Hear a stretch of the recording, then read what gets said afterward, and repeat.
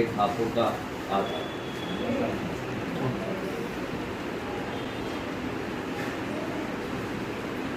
वैसे तो सभी काबिल लोग बैठे हुए हैं और बुजुर्ग लोग बैठे हुए हैं, और सब लोगों ने माशाल्लाह बहुत ही अच्छा अपना तजुर्बा पेश किया है, अपना मशवरा दिया है, बहुत अच्छा लगा है। लेकिन मैं इसी के साथ अपने दिल से कुछ जज्बात कहना चाहूँगा, कुछ हालात कहना चाहूँगा।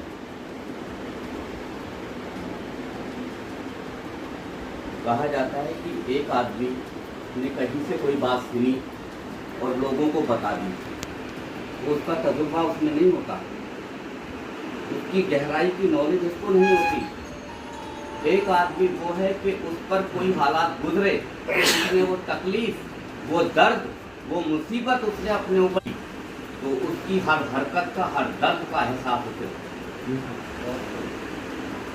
तो मैं सबसे पहले छोटी सी बात कहना चाहूँगा।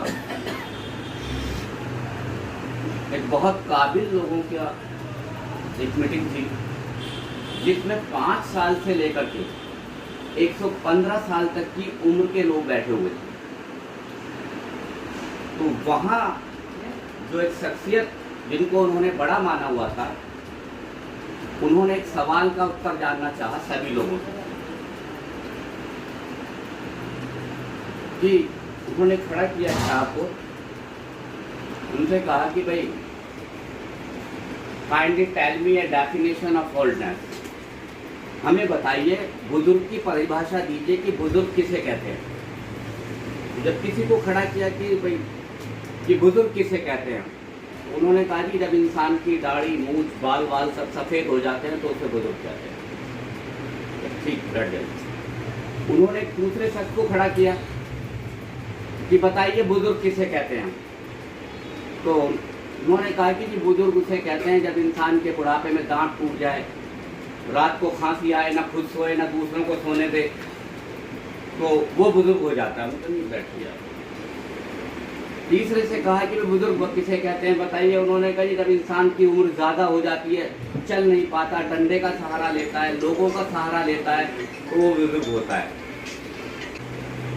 तो तब उन हजरात ने कहा, listen to me a definition of this word oldness. बुजुर्ग की परिभाषा क्या है? उन्होंने कहा कि बुजुर्ग वो है जो बुजुर्गी की बातें करे, चाहे 5 साल का बच्चा ही क्यों हो। अब मैं आप सब लोगों से एक बात कहना चाहूंगा।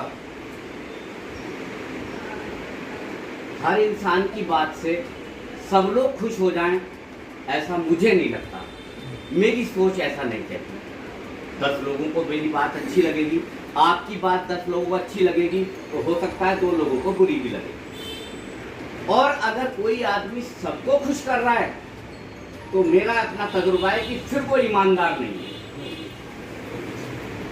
तो मेरा मानना एक बात का ये है कि इस दुनिया में मेरी नॉलेज के मुताबिक, मैंने मास कम्युनिकेशन में PhD किया है और अभी LLB फाइनल हुआ हूँ, एडवोकेट हो गया हूँ आपकी दुआओं से। मैं एक बात ये कहना चाहता हूँ कि अगर आपकी जेब से 20,000 रुपए की गड्डी गिर जाए तो आप उसका दुख मत करना।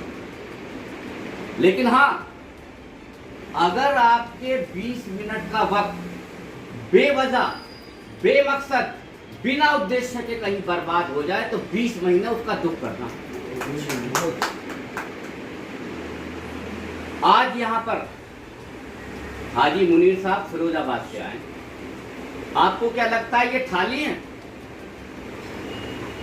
डॉक्टर साहब कासगंज से आए हैं, आपको क्या लगता है ये थाली घूम रहे हैं?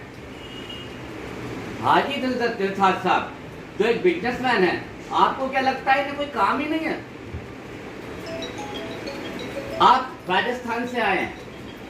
हर इंसान का कोई ना कोई काम है, किसी का छोटा है, किसी का बड़ा है, मगर हर इंसान अपने काम में लगा हुआ है।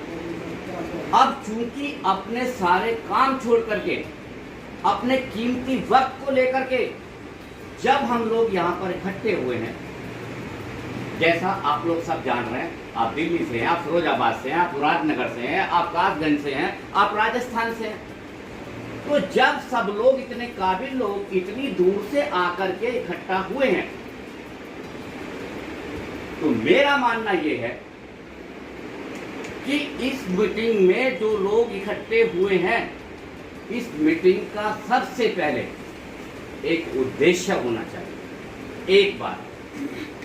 और मीटिंग अगर कामयाब करनी है, अगर मीटिंग सफल करनी है और अपने सही वक्त का सही इस्तेमाल करना है, जैसा कि अभी आप लोगों ने कहा था कि ये उस संगठन के मालिक हैं, इनके पीछे 1000 आदमी है, ये उस संगठन के मालिक हैं, इनके पीछे 10,000 आदमी हैं।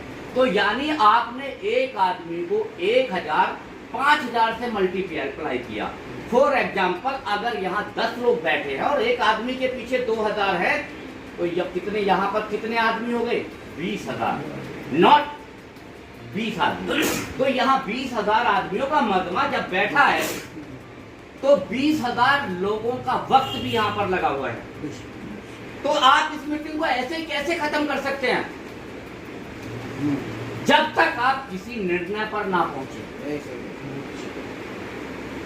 तो लिहाजा मैं ये कहना चाहूंगा कि 20,000 आदमी इनडायरेक्टली जब यहां पर बैठे हुए हैं, तो सबसे पहली बात इसका एक उद्देश्य है। दूसरी बात, मीटिंग तब समाप्त हो जब यहां से कोई निर्णय ले जा चुका हो। कोई निर्णय सब लोग जब ले चुके हों, तब यहां से मीटिंग समाप्त हो। अब उद्देश्य, बहुत सारी चीजें हैं, सबको एक तरफ रख दीजिए आप। सबसे बड़ी बात यह है कि इस मीटिंग का उद्देश्य मेरी सोच के मुताबिक इत्तेहाद है, संगठन है, संगठित होना है। क्या मेरी बात गलत है तो बताइए, अगर सही है तो सब लोग बताइए कि हाँ बात सही है। सही है, सही है, सही है। तो सबसे पहला जो मुद्दा है हमारा, वो है इत्तेहाद। कौन कहाँ जाएगा, क्या करेगा, कैसे करेगा, सब बात की बातें हैं। तो चूंकि जैसा कि आप हाजी रियासत साहब बैठे हैं मुरादनगर से, इनका संगठन का नाम है ऑल इंडिया रंगरेज विकास मंच। जैसे कि अभी हमारे हाजी मुनीर साहब बैठे हैं फिरोजाबाद से, इनके संगठन का नाम है भारतीय रंगरेज फाउंडेशन। जैसे कि डॉक्टर इकबाल साहब हैं, इनके संगठन का नाम है अखिल भारतीय रंगरेज एकता मंच। तो कहने का तात्पर्य मेरा ये है, मैं ये चाहूंगा कि 20,000 लोगों का जो वक्त यहाँ पर लगा हुआ है, तो आप भी एक दिमाग से ना सोचें, 20,000 दिमागों से सोचें कि 20,000 लोगों का जो वक्त है, ये क्या चाह रहा है, ये यहाँ से क्या निर्णय होना चाहिए। अब जैसा कि हाजी रियासत साहब,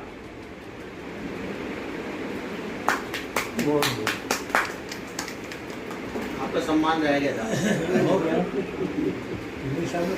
तो मेरे कहने का मकसद सिर्फ ये है कि सबसे पहले हम जिस उद्देश्य से हाजी जी यहाँ बैठे हैं, उसका नाम है इत्तेहाद।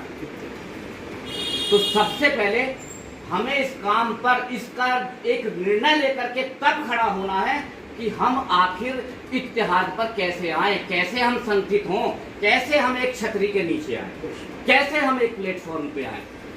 अब अगर हाजी महलुद्दीन साहब सोचे मैं फलाने का संगठन का अध्यक्ष हूँ, हाजी मुनीर साहब सोचे मैं फलाने का हूँ, तो आप तो अपनी कंपनी, एक एक कंपनी लेके आप अलग अलग बैठे।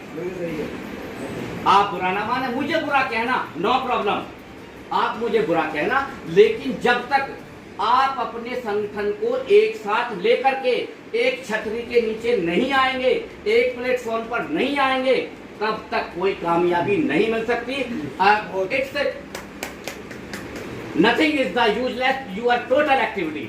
Try to understand my statement, my feelings. आपकी सारी एक्टिविटी बेकार है। आप सिर्फ दिखावा कर, मुझे बुरा कह सकते हैं, आप कीजिए, लेकिन मेरे अंदर दर्द है और मैं सिर्फ ये चाहता हूं, मेरे कहने का मकसद सिर्फ ये है कि मैं ये चाहता हूं कि आप कोई भी संगठन चलाइए, आप कोई भी संगठन चलाइए, बराबर चलाते रहिए, लेकिन आप एक छतरी के नीचे आ जाइए, एक प्लेटफॉर्म पर आ जाइए। और हाजी मुनीर साहब, मेरा अपना मानना है, आप IAS ऑफिसर के पास काम करते हैं, तो मेरा अपना मानना यह है कि भारत में, स्पेशल भारत में, जिस कौम की अपनी राजनीतिक पहचान नहीं है उसका कोई वजूद नहीं। तो मेरा अपना एक राय ये है कि इस सारी छतरी के लिए क्या सारे रंगरेज समाज को एक छतरी के नीचे आना चाहिए या नहीं, सब लोग अपना समझ इस पर फिक्र हो कि हम सारे रंगरेज पर फिक्र होनी चाहिए कि ये सारा जो रंगरेज है भारत का ये कैसे एक छतरी के नीचे आए। अरे ऐसे ही रख दो फिलहाल। जी हाँ जी, इस बात की फिक्र होनी चाहिए कि सारा रंगरेज समाज। अरे भाई जी तुमने बोलते रोक देते हो। नहीं, इन्होंने बड़ी कीमती बातें कही हैं। नहीं तो